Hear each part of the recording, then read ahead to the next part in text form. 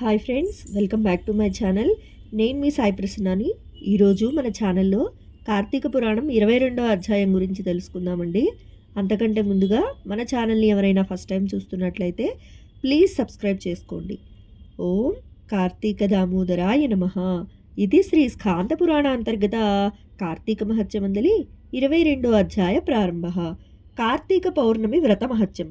తమ పురోహితుడైన సుశీలిని బోధనను విన్న పురంజయుడు కార్తీక మాసాన విష్ణవాలయానికి పోయి ప్రదక్షిణ నమస్కారాలు, షోడశోపచార పూజలు జరిపాక గోవింద దర్శనం చేసుకుని కార్తీక పౌర్ణమి రాత్రి గడిపి తెల్లవారుగానే రథాన్ని ఎక్కి కంఠాన తులసిమాలలు ధరించి యుద్ధానికి బయలుదేరారు. శత్రురాజులంతా గుమికూడి పురంజయుడిని ఎదుర్కొన్నారు.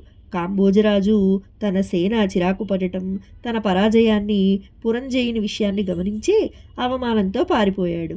మిగిలిన రాజులు కూడా ఎవరి దారిన వాళ్ళు తమ ప్రాణాలు రక్షించుకోవాలని పారిపోయారు. విజయంతో పురంజయుడు తన పురాన్ని ప్రవేశించాడు.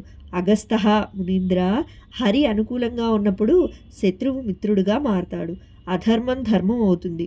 మానవుడు కార్తీక వ్రతం చేస్తూ కష్టాలను పోగొట్టే శరణాగత రక్షకుడైన శ్రీహరిని శరణన్నట్లయితే సుఖం పొందగలడు. వానికి సాధ్యం కానిదంటూ ఏదీ ఉండదు.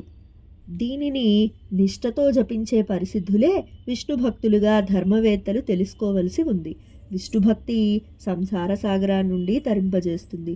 పరాశరాది మహర్షులు, అంబరీషాది రాజర్షులు, సగరాదులైన రాజులు హరిభక్తినే ప్రధానంగా భావించి ఉత్తమ గతిని పొందారు. స్వతంత్రుడైన పారతత్రంలో మ్రగ్గుతూ ఉన్న విష్ణు పూజా నిరతుడు కావాలి. విష్ణు భక్తి ప్రియుడు, భక్తుల్ని రక్షిస్తూ ఇహపర సుఖాల్ని ఇస్తాడు. హరిభక్తి ఉన్న వారికి కార్తీక వ్రతం ఆచరించడం సులభం. అది ఉత్తమోత్తమున్న ఈప్సితార్థ సిద్ధిప్రదమును వేద సమ్మతమును అయి ఉంది. శ్రాద్ధ సమయంలో కార్తీక వ్రత వైభవాన్ని వినిపించిన వానికి పితృదేవతలు కల్పాంతం వరకు తృప్తితో ఉంటారు.